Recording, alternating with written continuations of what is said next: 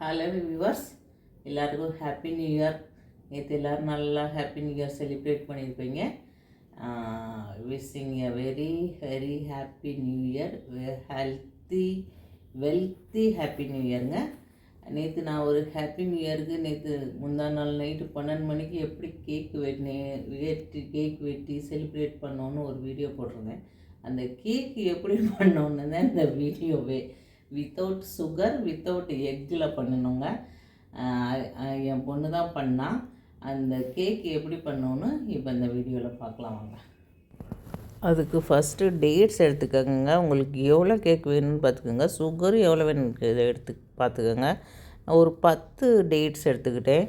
அதில் உள்ள சீட்ஸை எடுத்துக்கோங்க. வெளியில் 10 டேட்ஸ் எடுத்துகிட்டு கொஞ்சம் பால் ஊற்றி ஊற வச்சுக்கோங்க. 1 ஹவர் ஊறினா போதுங்க. இல்லை டேட் சிரப் இருந்தாலும் பரவாயில்ல, அது கொஞ்சோன்னு பாலை ஊற்றி மிக்ஸ் பண்ணி வச்சுக்கோங்க. அவ்வளோதான்.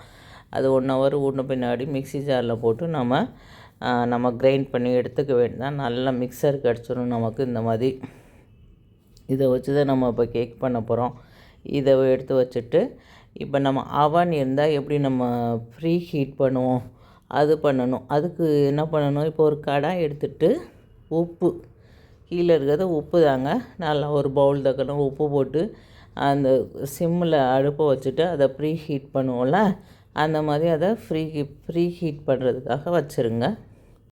இப்போ சாக்லேட் கேக் பண்ணுறதுனா சாக்லேட் வேணும், சாக்லேட் கொக்கோ பவுடர் வேணும், வெண்ணிலா எசன்ஸ் வேணும், அப்புறம் கேக் பண்ணுறதுக்கு பேக்கிங் பவுடர், பேக்கிங் சோடா இதெல்லாம் வேணும்ல, அதெல்லாம் எடுத்து வச்சுக்கோங்க, வாங்கிக்கோங்க. அப்புறம் நம்ம மிக்ஸ் பண்ணோம்ல டேட்ஸ் அண்டு மில்க்கு, அதை போட்டுக்கோங்க. கொஞ்சம் ஆயில் போடுறா அவள், கொஞ்சம் 2 ஸ்பூன் ஆயில் போட்டுக்கிறா. ஆயில் போட்டு நல்லா ஒவ்வொன்றையும் போட்டு பீட் பண்ணிக்கிட்டே இருக்கிறா அவள். இதில் இவ்வளோக்கு கொக்கோ பவுடர் போட்டுக்கிறா. அப்புறம் இந்த ஒரு கரண்டி காமிச்சால அது நிறையா மைதா. அந்த ஒரு கப்பு தான் மைதா, கொஞ்சம் தான் பண்ணோம். நாங்கள் 3 பேர் தான், 3 எதனால ஒரு கப்பு தான் போட்டால். அப்புறம் கொஞ்சம் அதை விட சின்னதில் ஒரு 2-3 ஸ்பூன் கொக்கோ பவுடர் போட்டுக்கிட்டா. கொக்கோ பவுடர் போட்டுட்டு ஒவ்வொன்றையும் போட்டு மிக்ஸ் பண்ணிகிட்டே இருக்கணும். கேக்குனால் உங்களுக்கு தெரியல, நம்ம எவ்வளோவுக்கு நம்ம அதை பீட் பண்ணுறோமோ அப்போ தான் அது சாஃப்ட்னஸ் கிடைக்கும். இது வித்தவுட் எக்கில் வேறு நம்ம பண்ணுறோம். சோடா போடுறோம் அதுக்காக, இருந்தாலுமே அதை பண்ணணும்லங்க, பீட் பண்ணிகிட்டு இருக்கணும். இது பேக்கிங் பவுடர் ஒரு 1/4 ஸ்பூன், பேக்கிங் சோடாஸ் 1/4 ஸ்பூன், அதெல்லாம் போட்டு கொஞ்சம் கொஞ்சமாக போட்டு 1/4 ஸ்பூன் போட்டு நல்லா பீட் பண்ணிவிட்டு மிக்ஸ் பண்ணிட்டு இருக்கணுங்க. ஒரு 15 மினிட்ஸு பண்ணணும். அதுக்கப்புறம் இது வெண்ணிலா எசன்ஸ் ஒரு 2-3 ட்ராப் விட்டுக்கோங்க. ஒரு 1/4 ஸ்பூன் விட்டுக்கோங்க. 1/4 ஸ்பூன் விட்டுட்டு பண்ணிவிட்டு அப்புறம் சாக்லேட் சாஸ் போடுறா அவள். இப்போ சாக்லேட் சாஸ் அதுலேயும் போடுவாள், கேக் பண்ணிவிட்டு மேலேயும் போடுவாள். என்ன சாப்பிட போடுறது அவள் தானே, அதனால் சாக்லேட் கேக்குன்றதுனால அதனால மேலேயும் போட்டு நல்லா மிக்ஸ் பண்ணி விட்டுட்டு ஆயில் தான் ஊற்றுறா, பட்டர் போடலை, ஆயில் தான் ஊற்றுறா. என்னன்னு தெரில, பட்டர் தான் போட்டிருக்கணும், ஆனால் ஆயில் ஊற்றுறான். எண்ணெயே போட்டுட்டு அந்த பேனில் நல்லா அப்ளை பண்ணிவிட்டு இது மேலே அதை ஊற்றுறாங்க. இதை ஊற்றிட்டு இதை ஊற்றின பின்னாடியும் அதை நல்லா இப்படி இந்த மாதிரி கொஞ்சம் டேன் பண்ணுறா, எல்லா பக்கமும் ஈவன் ஆகிறதுக்காக. நான் இது கேக் பண்ணுறப்ப நான் பார்க்கல, நான் கிச்சன்லாம் வர முடியாது, நீனே பண்ணுன்னு சொல்லிட்டேன், அதனால நான் சொல்கிறேன் அப்படி. அதுக்கப்புறம் சாக்லேட்டை கட் பண்ணி, ஆனால் வீடியோ மட்டும் வேணும்னு சொல்லிட்டேன், அதனால் அவள் அப்படி பண்ணிட்டான். அந்த சாக்லேட்டை கட் பண்ணி சாக்லேட் பீஸை 4 பக்கமும் வச்சுட்டு நடுவில் ஒரு பீஸை வச்சுட்டு ஈவனாக நல்லதுங்கிட்ட தட்டி விட்றான்.